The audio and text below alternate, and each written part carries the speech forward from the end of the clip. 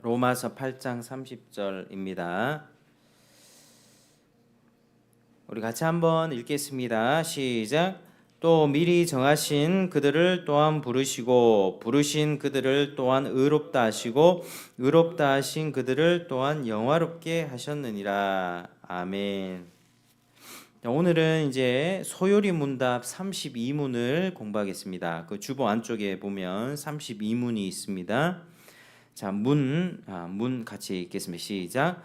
효력 있는 부르심을 받은 사람들이 이 생에서 무슨 유익을 얻습니까? 답 시작. 효력 있는 부르심을 받은 사람들은 이 생에서 의롭다 하심과 양자로 삼으심과 거룩하게 하심을 얻고 또한 그것들과 함께 오거나 그것들에서 나오는 유익을 얻습니다. 아멘. 지난번에 이제 효력 있는 부르심에 관해서 우리가 배워봤는데요. 그 효력 있는 부르심은 전적으로 이제 성령이 하시는 일입니다. 성령께서 선포되어지는 이 복음의 메시지, 복음의 말씀을 통해서 이게 외적인 부르심이죠. 외적인 부르심, 누구에게나 세상 누구에게나 다 귀로 다 들려줄 수 있습니다. 예수 믿고 회개하라고, 죄를 버리고 하나님께 돌아오라고 귀에다 다 들려줄 수 있습니다. 그런 외적인 부르심을 받았을 때 성령께서 그 선포된 복음 가운데 역사하셔서 마음까지 완전히 열어버리는 그런 부르심입니다. 이로써 우리의 죄와 비참함을 깨닫게 되고 우리의 마음을 밝게 하여 그리스도를 알게 하시고 우리의 의지를 새롭게 하셔서 우리로 하여금 복음 가운데 값없이 주시는 예수 그리스도를 영접하도록 우리를 설복하여 믿게 하시는 것이 바로 효력 있는 부르심입니다. 그래서 죄를 회개하고 이제는 새롭게 살아야지 작정하고 예수를 믿고 순종하며 사는 것을 가리켜서 효력 있는 부르심 이렇게 우리가 말을 합니다. 그래서 우리가 이런 것들을 잘 구분해서 잘 알고 있어야만 합니다. 일반적인 부르심과 효력 있는 부르심. 일반적인 부르심은 거부할 수 있는 부르심입니다. 효력 있는 부르심은 절대로 거부하지 못합니다. 하나님이 부르셨으면 그 영혼을 끝까지 그냥 책임지십니다. 그래서 이걸 구분해서 잘 알지 못하면 이제 사람들이 이제 헷갈려하죠. 이제 내가 내 의지로 하나님을 믿을 수도 있고 하나님을 안 믿을 수도 있고 자기 의지에 달린 것처럼 자꾸 가르치는 그런 신학들이 이제 많아지고 있죠. 절대로 자기 의지로 하나님을 알지 못합니다. 자기 의지로 하나님을 믿을 수가 없습니다. 우리는 다 그냥 총명이 어두워지고 무지와 어둠과 어리석음 가운데 하나님의 생명에서 떠나 있는 그 상태인데 어떻게 우리가 하나님을 부르겠습니까? 하나님을 찾겠습니까? 복음이 들려졌을 때에 복음이 듣고 들려졌을 때에 성령 하나님께서 어느 순간에 딱 열어주시는 효력 있는 부르심을 통해서 하나님을 부를 수가 있게 되는 것입니다. 그래서 사람은 하나님을 절대로 거부할 수가 없죠. 효력 있는 부르심을 받은 사람에 한해서는 그렇습니다. 자, 그렇다면 이제 오늘 문답에서는 효력 있는 부르심을 받으면 이 사람이 하나님으로부터 말할 수 없는 은혜를 받는데요. 크게 셋으로 나눠서 생각할 수 있습니다. 자, 첫 번째는 이 세상에서 받는 유익이 있겠죠. 우리가 예수를 믿으면 이 생에서 받는 유익, 그리고 죽을 때 얻는 유익도 있고요. 그리고 부활할 때 우리가 죽고 나면 그냥 영혼과 육신이 분리가 되죠. 육신은 다 이렇게 썩어 없어집니다. 그런데 예수님 재림하셔가지고 다 부활할 때가 오는데 마지막에 부활할 때가 오는데 그때 새로운 부활체를 입게 되는데 부활할 때 받는 유익이 있습니다. 그래서 이것은 이제 앞으로 하나씩 살펴볼 것이고요.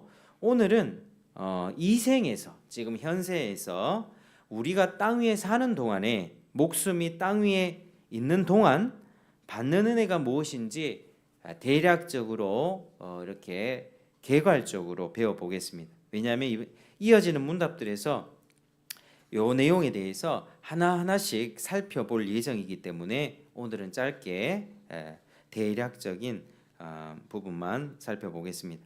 자, 먼저는 효력 있는 부르심을 생각할 때는 이생이 매우 중요하죠.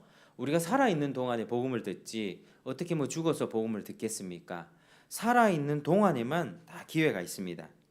일반적인 부르심, 복음의 부르심이 내가 살아있을 때 내 귀로 들리는 것이죠. 그걸 통해서 효력 있는 부르심을 또한 받는 것입니다. 천주교의 그런 의미에서 연옥설은 많은 사람들을 기만하고 속이는 교리입니다. 왜냐하면 죽은 영혼이 연옥에 간다. 연옥에서 대기하고 있다가 그 자식들이나 자손들이 기도를 많이 하거나 헌금을 많이 해서 공덕을 많이 쌓으면 그 영혼이 천국 갈 수 있고, 또 그렇게 하지 못하면 지옥 간다. 그러니 조상들 연옥에서 천국 보내려고 열심히 해라. 이거 틀린 것이죠. 말도 되지 않는 종교 사기라고도 볼 수 있습니다. 이게 이제 죽으면 구원받을 기회가 없어집니다. 이거는 당연한 것입니다. 살아 있을 때만 우리 기회가 있고, 즉각 그 영혼은 아브라함의 거지와 나사로의 비유처럼 그 거지는 죽어서 즉각 음부로 떨어졌고, 나사로는 죽어서 즉각 아브라함의 품에 안기게 되었습니다. 그러니까 즉각 낙원 혹은 음부로 갈리게 되는 것입니다. 이 생에서 우리는 어떤 인생을 살았든지 상관없이 최종 결과는 둘 중에 하나입니다. 하나님이냐 마귀냐, 천국이냐 지옥이냐, 주님에 속한 양이냐 아니면 마귀에게 속한 염소냐. 그래서 최종 결과에 대해서는 반드시 책임을 져야만 하는 것이죠. 왜냐하면 이 모든 인생이 아담 안에서 죄를 지었기 때문입니다. 아담의 죄가 왜 나에게 전가되는 것이지 참 억울해할 수도 있겠죠. 우리가 생각해 보면. 그렇지만 로마서에서 말씀하는 바로는 아담 안에서 우리가 함께 죄를 지었다, 이렇게 말씀이 그렇게 계시하고 있습니다. 그러니까 아담은 우리의 모든 전 인류의 대표, 가장 아버지로서, 인류의 머리로서 우리와 함께 그렇게 죄를 지은 것이죠. 그러나 하나님께서는 자연을 통해서 지금 또 자신의 신성과 능력을 계시하셨기 때문에 핑계 댈 수가 없습니다. 누가 하나님 믿으라고, 예수님 믿으라고 알려준 사람이 없습니다, 이렇게 따질 수가 없는 게, 자연을 보면 하나님의 능력이 이미 하늘과 땅과 모든 만물 가운데 하나님의 신성이 새겨져 있기 때문에 하나님 없어요, 이렇게 누가 가르쳐 주는 사람 없어요 라고 핑계 댈 수가 없다는 거죠. 더 나아가서 복음을 들은 사람, 그리스도를 통해서 유일한 구원의 길이 여기 있다, 이렇게 얘기를 들었음에도 불구하고 거부한 사람들은 더 큰 정죄를 받게 되는 것입니다. 사람의 이 이성은 다 타락해서 이제 왜곡되어 버렸습니다. 죄로 인해서 다 다르게 봅니다. 하나님이 만드신 자연을 이렇게 하나님의 손길을 보고 하나님의 영광을 보는 것이 아니라 그걸 숭배하는 그런 질서가 완전히 전복되어 버렸죠. 그러하기에 하나님은 이 특별한 계시를 주셔가지고 구원의 길을 보여주셨음에도 불구하고 사람들이 거부했을 때는 정죄당하고 자기가 받을 형벌을 쌓게 되는 것입니다. 그래서 따라서 우리가 살아있을 동안에, 내 목숨이 붙어있는 동안에 이 은혜를 소중히 여겨야만 합니다. 선포되는 하나님의 말씀과 복음을 귀하게 여겨야만 합니다. 이미 믿는 우리들도 마찬가지고, 또 믿지 않는 자들에게도 복음을 전할 때 이 메시지를 쉽게 지나치지 말라고 아주 간곡하게 전달해 줘야만 합니다. 기회가 그때밖에 주어지지 않기 때문에, 우리가 살아있는 동안에. 그래서 고린도후서 6장 1절 이하는 우리가 하나님과 함께 일하는 자로서 너희를 권하노니 하나님의 은혜를 헛되이 받지 말라, 이렇게 말씀을 하죠. 하나님의 은혜를 헛되이 받지 말라. 보라, 지금은 은혜 받을 만한 때요 구원의 날이로다, 이렇게 말씀하고 있습니다. 사람이 땅에 숨쉬고 있는 동안에 은혜를 받으라는 말입니다. 숨이 끊어지면 은혜를 받을 수 없는 당연한 이치입니다. 혹여나 내 생이 끝나기 전에 주님이 먼저 오셔가지고 주님이 이 땅을 심판하실 때 세상이 먼저 끝나는 경우에도 소용이 없죠.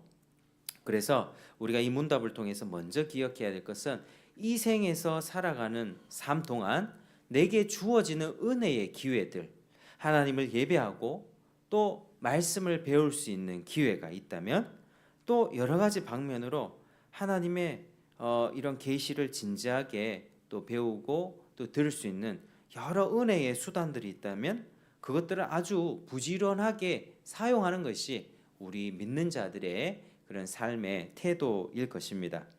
그래서 지금 또 뭐 병원에 아픈 사람 참 많고 뭐 젊은 사람도 갑자기 뭐 목숨을 떠나는 경우도 있고 참 한 사람의 인생이 어떻게 될지 참 한치 앞을 모르는 그런 인생 속에서 우리는 이 땅에서 현재 이 세상에서 시간들을 소중히 여겨야 된다 하는 것입니다. 자, 그러면 이제 문답에서 이제 이 생에서 얻는 유익 세 가지는 무엇이라고 그렇게 말하고 있습니까? 자, 첫 번째는 따라하시겠습니다. 의롭다 하심을 얻습니다. 의롭다 하심을 얻습니다. 자, 의롭다 하심은 죄인이 예수 그리스도의 은혜로 말미암아 그 의롭다고 하나님의 재판장에서 땅 선언하시는 겁니다. 이 법적인 선포죠. 그러면 그 사람의 신분이 의롭다 이렇게 확정되는 것입니다. 자, 두 번째 따라하시겠습니다. 양자로 삼으심을 얻습니다. 양자로 삼으심을 얻습니다. 그러니까 법적으로 지극히 높으신 하나님의 자녀가 된다 이 말이고요. 자, 세 번째 따라하시겠습니다. 거룩하게 하심을 얻습니다. 거룩하게 하심을 얻습니다. 전에는 거룩한 자가 아니었지만 이제는 그 영혼을 변화시켜서 거룩하게 하시고 거룩한 것을 사모하게 하시고 마음으로부터 거룩하기를 바라고 거룩한 생활을 자꾸 땅 위에서 연습하는 것입니다. 그래서 아직은 우리가 완성되지 않아서 자꾸 넘어지고 죄를 범하기도 하지만 다시 일어나고 거룩을 사모하는 마음으로 하나님께 은혜를 구하는 것입니다. 하나님 불쌍히 여겨주십시오. 하나님 저를 도와주십시오. 기도하면 하나님이 들으시고 은혜를 베풀어 주시는 것입니다. 자, 또한 부가적인 유익들도 있다고 하는데 특별히 뭐 의롭다 하심과 관련되면 누구도 이 신분을 건드릴 수 없는 거죠. 우리가 하나님의 자녀로 딱 선포가 되면 마귀도 건드릴 수 없습니다. 마귀는 이런 방면에서 공격을 자꾸 합니다. 네가 그러고도 하나님의 자녀냐? 자꾸 이렇게 죄를 지었을 때는 그렇게 참소합니다. 그런데 실제적으로는 그 신분을 빼앗아갈 수는 없죠. 거짓된 속임수로 그 신분의 복을 누리지 못하도록 그렇게 하는 것입니다. 그래서 참 평안을 누리면서 살아갈 수가 있는 것이고요. 양자로 삼으심에서 나오는 또 부가적인 유익은 우리가 하나님의 자녀가 됐으니까 하나님이 우리에게 어떻게 대하시겠습니까? 먹이시고 입히시고 돌보시는 것입니다. 자, 따라하시겠습니다. 하나님이 먹이시고 입히시고 돌보십니다. 시작. 하나님이 먹이시고 입히시고 돌보십니다. 아멘. 자, 마태복음 6장 26절에 공중에 나는 새를 보라. 저는 심지도 않고 거두지도 않고 곳간에 모아들이지도 아니하되 너희 천부께서 기르시다니 너희는 이것들보다 귀하지 아니하냐 이렇게 말씀을 하죠. 하나님께서 공중의 새를 돌보시는데 하나님께서는 너희들 돌보시지 않겠느냐. 우리가 이 부분에 대해서는 또 이어지는 문답들에서 또 구체적으로 살펴볼 것입니다. 따라서 우리는 이렇게 효력 있는 부르심을 받음으로써 얻는 유익이 참 많다는 것을 생각할 때 또 무릇 하나님의 모든 약속은 하나도 어김없이 다 확실히 이루어진다 이걸 생각할 때 자연스럽게 이 복음을 전해야 한다는 생각이 들게 됩니다. 누구는 복음 전파를 위한 전문적인 사역자로 부름을 받고 또 누구는 일반적인 직장 생활을 통해서 복음이 빛이 나도록 부르심을 받습니다. 직장 생활 속에서 상사에게 순종하고 의견이 있으면 또 공손하게 말하고 눈가림만 하지 않고 돈과 시간을 떼어 먹지 않으면서 충성되이 일하는 것이죠. 그게 사도들이 가르친 바입니다. 그렇게 하나님의 교훈, 복음의 빛이 빛나게 되는 것입니다. 베드로전서 2장 12절에 너희가 이방인 중에서 행실을 선하게 가져 너희를 악행한다고 비방하는 자들로 하여금 너희 선한 일을 보고 그 권고하시는 날에 하나님께 영광을 돌리게 하려 함이라. 아멘. 그러니까 이제 저와 여러분들의 이 선한 행실을 통해서 이방인 가운데 믿지 않는 불신자들 가운데에서 드러나는 선한 행실을 통해서 믿는 사람들은 뭔가 다르다는 것을 깨닫게 되고, 그때 불신자들은 마음을 열고 복음을 듣고 믿을 기회를 얻게 되는 것입니다. 그러니까 이제 좋은 그냥 인상 또 좋은 이미지를 가졌을 때 아무래도 좀 잘 들을 수 있는 귀가 열릴 수 있겠죠. 그게 전부는 아닙니다. 전부는 아닙니다. 그러나 복음의 길이 열린다라고 하는 것이죠. 그래서 이 생 가운데 우리가 살아 있을 때 복음을 듣는 중에 효력 있는 부르심을 입은 사람들은 복음을 믿고 하나님께 순종하는 삶을 살아가게 됩니다. 그리고 이 사람들은 복음을 빛나게 하는 삶을 또 살아갑니다. 그리고 구별된 삶과 행실은 또 주변에 택함 받았지만 하나님이 영원전부터 택한 예정론, 성경은 철저하게 예정론을 가르쳐주고 있거든요. 예정된 사람 우리는 알지 못합니다. 우리는 끝까지 가봐야 알 것이고요. 지금은 막 하나님 대적하고 있지만 나중에 믿을 수도 있고, 뭐 지금은 믿는 듯하지만 나중에 돌아서는 저 사람 정말 신자가 아니었구나, 뭐 이런 사람도 있을 수 있습니다. 나중에 다 끝까지 가봐야 알겠지만 아직 우리가 주변에 누가 뭐 택자인지 아닌지 아무도 그건 모르지만 일반적으로 복음을 전했을 때 효력 있는 부르심으로 돌아오지 못한 자들로 하여금 복음의 마음을 열게 합니다. 그러니까 우리의 이런 행실들이요. 저와 여러분들의 이렇게 구별된 행실, 말, 또 이렇게 믿지 않는 사람들과는 달리 정직하고 또 성실하게 또 섬기고 베푸는 그러한 모습을 보면서 교회 한번 다녀볼까? 예수를 딱 제시를 했을 때 마음이 열리고 믿게 되는 그런 일들이 효력 있는 부르심으로 그렇게 연결이 될 수 있다는 것이죠. 그래서 우리는 이렇게 복음을 드러내 보이고 확장하는 삶으로 부르심을 받은 자들입니다. 그래서 우리는 이 생 가운데 항상 은혜를 사모하고 또 진실하게 받아야만 합니다. 신앙생활에 있어서 문제는 이제 내가 은혜를 충만하게 받고 사느냐 그렇게 하지 못하느냐 그게 문제죠. 그러니까 내가 이 땅에 살 때에, 내가 지금 이 순간을 살아갈 때에 우리 시간을 어떻게 보내십니까? 어떻게 그냥 뭐 세상에 별 볼 일 없는 것들에 시간을 낭비하면서 하십니까? 하나님이 정말 하나님의 말씀에 순전한 젖을 사모하고 말씀 조금이라도 더 들으려고 하고 하나님 말씀대로 내 삶에 막 무너진 부분들을 제대로 한번 세워보기를 소망하고 기도하고, 정말 우리 시간은 그렇게 살아야만 합니다. 요즘 뭐 여러 가지 방해와 또 세상의 화려한 것들, 유혹들이 많겠지만 우리는 시간을 그렇게 좀 정렬해서 집중해서 살아가야 될 필요가 있는 것이죠. 이 시간은 길지가 않습니다. 이번에도 12월 이제 벌써 뭐 연말이 다 지나가고 있는데 어떻게 이렇게 시간이 빠를까? 또 나이 한 살 먹네. 또 주님 만날 날은 또 1년 더 빨리 다가오고 있고 계속해서 그런 생각이 드는 것이죠. 시간 정말 빠르다. 이 주님이 주신 시간을 잘 선용하고 정말 때가 악한 이 시대에 그렇게 은혜를 사모하며 그렇게 우리가 살아가야 되는 것입니다. 그래서 우리는 오늘 효력 있는 부르심이 주는 유익들에 관하여 개괄적으로 이렇게 살펴보았는데, 이제 다음 문답부터는 이 여기에 관련돼서 이 생에서 의롭다 하심이 무엇이고 또 양자로 삼는 게 무엇이고 거룩하게 하심이 무엇인지 등등 그러한 것들을 또 하나씩 이렇게 살펴보는 시간들을 가질 것입니다. 그래서 오늘은 이 정도로 짧게 마무리하고 말씀 마치겠습니다. 소요리 문답 32문 문답을 한번 읽고 우리 기도하겠습니다. 문 시작. 효력 있는 부르심을 받은 사람들이 이 생에서 무슨 유익을 얻습니까? 답 시작.